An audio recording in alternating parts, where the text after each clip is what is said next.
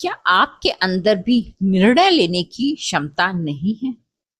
आप डिसाइड नहीं कर पाते हैं कि मैं ये करूं या मैं ये ना करूं। अपने ऊपर बिल्कुल कॉन्फिडेंस नहीं है, बिल्कुल विश्वास नहीं है। अपने फैसलों के लिए हमेशा आप दूसरों पर डिपेंड करते हैं कि वो मुझे गाइड कर दे। हाँ, ये मैं कर लूं या नहीं कर लूं। और उसमें भी आपको संशय बना रहता है कि क्या उसने मुझको सही राय दी है कि नहीं दी है। अगर आप ऐसी स्थिति से गुजर रहे हैं तो आज का वीडियो खास तौर से आपके लिए है। पूरा वीडियो देखिएगा और समझिएगा कि इसके लिए हम क्या कर सकते हैं कि हमारे अंदर भी डिसीजन पावर आ जाए, हमारे अंदर भी कॉन्फिडेंस डेवलप हो जाए, हम भी अपना सही निर्णय लेकर के अपने जीवन में आगे बढ़ सकें। नमस्कार दोस्तों, मैं अंजलि सक्सेना एक बार फिर स्वागत करती हूँ आपका एक नई वीडियो में।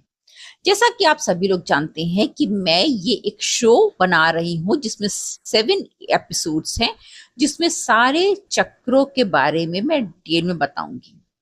कौन से चक्र कहाँ लोकेटेड है, किससे क्या काम होता है, किसकी वीकनेस से हमें कौन कौन से दुष्परिणाम झेलने पड़ते हैं। आज हम बात करेंगे तीसरे चक्र की। ये तीसरा एपिसोड है। तीसरा चक्र है मणिपुर चक्र। मणिपुर, मणि मतलब जेम्स, मतलब मणियां, मणियों का शहर। मणियों का शहर है ये आपका वो चक्र है जिसके बैलेंस होने से आप अपने जीवन में आगे बहुत कॉन्फिडेंस के साथ बढ़ते हैं, जिसे सोलर प्लेक्सस भी कहा जाता है। आप जानते हैं इसके विषय में डिटेल में कि ये कहाँ लोकेटेड होता है, इसका कलर क्या होता है, इसका बीज मंत्र क्या होता है, इसके लिए हमें कौन सा एक्सरसाइज करना चाहिए। चलिए आगे हम लोग सारी जानकारी समझते हैं। सबसे पहले जानते हैं ये लोकेटेड कहाँ होता है। ये आपके नाभि से लगभग 4 उंगल ऊपर, आपकी नाभि से लगभग 4 उंगल ऊपर की तरफ इसका बिंदु होता है।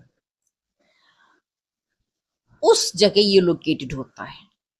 और ये आपके कौन कौन से बॉडी पार्ट्स पे इफेक्ट करता है? ये स्पेशली आपके डाइजेस्टिव सिस्टम को इफेक्ट करता है, जो आपकी जठराग्नि है उसको इफेक्ट करता है, आपके लिवर और पेनक्रियास को इफेक्ट करता है। इस पे बहुत ज्यादा असर पड़ता है इसका। अगर ये कमजोर होता है तो, अगर ठीक है, बैलेंस्ड है, तब तो आपको कोई डाइजेशन का इश्यू नहीं हो सकता। और अगर इश्यू है तो आप समझ लीजिए कि मणिपुर चक्र आपका बैलेंस्ड नहीं है। मणिपुर चक्र का बैलेंस होना आपके कॉन्फिडेंस लेवल को भी बढ़ाता है, जैसा कि मैंने पहले बताया। आपके अंदर निर्णय करने की क्षमता आ जाती है, मतलब आप सही डिसीजंस अपने लाइफ में ले पाते हैं। बहुत से लोगों को आपने देखा होगा कि उनके पास सुविधाएं भी होती हैं, रिसोर्सेज भी होते हैं, एवरीथिंग अवेलेबल, बट फिर भी वो इनिशिएटिव नहीं ले पाते हैं, वो अपने काम को शुरू नहीं कर पाते हैं, वो अपने काम को जो है वो कॉन्फिडेंटली डिसाइड नहीं कर पाते हैं कि मैं अब शुरू कर ले रहा हूं। उसको उनको हमेशा डाउट बना रहता है, कैसे करेंगे, मुझे कोई गाइडेंस चाहिए, कोई मेरे सिर पे हाथ रख दे। इस तरह की मानसिकता उनकी हो जाती है अगर ये चक्र आपका एक्टिवेटेड नहीं है तो।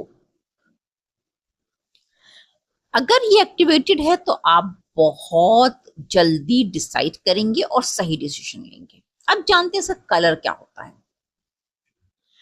सोलर प्लेक्सस, जैसा कि नाम भी है, ये एक अग्नि तत्व है। ये अग्नि, क्योंकि आपकी जठराग्नि को भी प्रभावित कर रहा है, अग्नि का है, तो ये इसका कलर जो है वो बिल्कुल ब्राइट येलो, आग की तरह जो ब्राइट येलो होता है वो इसका कलर होता है।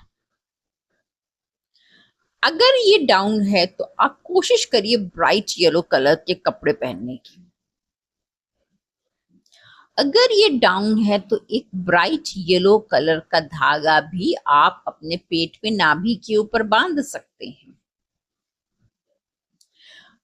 इसका डाउन होना आपके डाइजेशन को भी प्रॉब्लम देता है, और अगर आपने इसके उपाय कर लिए तो आपका डाइजेशन भी सही हो जाएगा। इसको सही करने के लिए ताड़ासन जो होता है, ताड़ासन, वो बहुत काम करता है। ताड़ासन जिसमें आप अपने सीधे होकर के अपने हाथों को ऊपर स्ट्रेच करते हैं और अपने पैरों पे पंजे के ऊपर खड़े होकर के अपनी पूरी बॉडी को ऊपर स्ट्रेच करते हैं, ताड़ासन होता है। तो उससे लिवर आपका बैलेंस्ड होता है, मणिपुर चक्र बैलेंस हो जाता है। अब जानते हैं इसका बीज मंत्र क्या होता है। इसका बीज मंत्र होता है राम। राम RAM राम नहीं, राम में ऊपर अंक की बिंदी, राम में आ की मात्रा मां नहीं, राम में ऊपर अंक की बिंदी। अब जब भी आप इसको मेडिटेट करने बैठेंगे, क्योंकि मेडिटेशन कोई भी चक्र बैलेंस के लिए सबसे अच्छी रेमेडी होती है मेडिटेशन। जब भी आप इसको बैठेंगे मेडिटेट करने, तो सर्वप्रथम तो मैंने जैसे पहले ही बताया कि आपको ब्रीद इन ब्रीद आउट करना है, कम से कम 15 बार करना है। ब्रीद इन करना है नाक से, उसको होल्ड करना है, होल्ड करने के बाद मुंह से सांस छोड़नी है, मुंह से सांस छोड़नी है। तो उससे जो है वो ब्रीद इन ब्रीद आउट का जो आपका प्रोसीजर होता है वो ज्यादा अच्छा होता है। अगर आप नाक से सांस लेते हैं, मुंह से सांस छोड़ते हैं, तो कुछ देर होल्ड करके छोड़ना चाहिए। बस लिया और छोड़ दिया ऐसे नहीं करना चाहिए। हमेशा सांस को कुछ सेकंड आप होल्ड कीजिए और तब छोड़िए। जब आप 15 बार ऐसा कर लेंगे तो उसके बाद आप जो है वो अपना ध्यान पूरी तरह से नाभि के 4 अंगुल ऊपर केंद्रित करेंगे और ऐसा विजुअलाइज करेंगे कि वहां से एकदम चमकती हुई आग वाली रोशनी निकल रही है, ग्लोइंग येलो लाइट।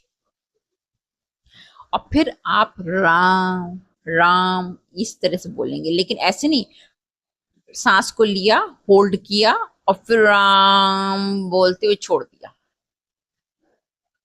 इस तरह से कम आप 5-7 मिनट जितनी देर आप कर सके मेडिटेट कीजिए, और उसके बाद फिर आप कुछ देर शांति से बैठ जाइए और सिर्फ ये विजुअलाइज करिए कि आपके यहाँ से नाभि के ऊपर से जो है वो येलो कलर की, ब्राइट येलो कलर की लाइट निकल रही है। इससे जो है आपका मणिपुर चक्र बैलेंस्ड हो जाएगा और आपके अंदर कॉन्फिडेंस लेवल आ जाएगा कि हाँ मैं ये कर सकता हूँ, जो मैंने डिसाइड किया वो सही है, मेरे अंदर पावर्स हैं, योग्यता है, मैं अपने लिए वर्क कर सकता हूँ। क्योंकि ये अगर कॉन्फिडेंस आ गया तो आप गलत रास्ते नहीं जा सकते, क्योंकि आप किसी पर डिपेंड नहीं होंगे। आपको पता है आपके रिसोर्सेस क्या है, आपको पता है आपके स्किल्स क्या है, आपको पता है आपको वर्क कैसे करना है, और आप टाइम का बेस्ट यूज करके बेस्ट रिजल्ट्स प्रोवाइड कर सकते हैं। डिपेंडेंसी आपकी जो है वो आपके स्किल्स को भी आधा कर देती है, डिपेंडेंसी आपके अंदर के कॉन्फिडेंस को भी आधा कर देती है, और फिर रिजल्ट्स अल्टीमेटली आधे ही हो जाते हैं। इसलिए अपने काम को पूरी तरह से पूरे रिजल्ट पाने के लिए मणिपुर चक्र का बैलेंस करना बहुत जरूरी है। फिर मिलेंगे एक नई वीडियो में, इसके आगे का चक्र समझेंगे।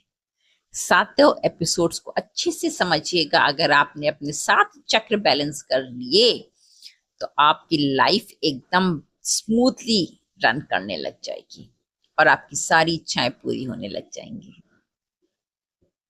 होते तो 114 चक्रास हैं, लेकिन मेनली ये 7 चक्रास हैं। नेक्स्ट वीडियो में नेक्स्ट चक्रा लेकर आऊंगी। तब तक के लिए धन्यवाद।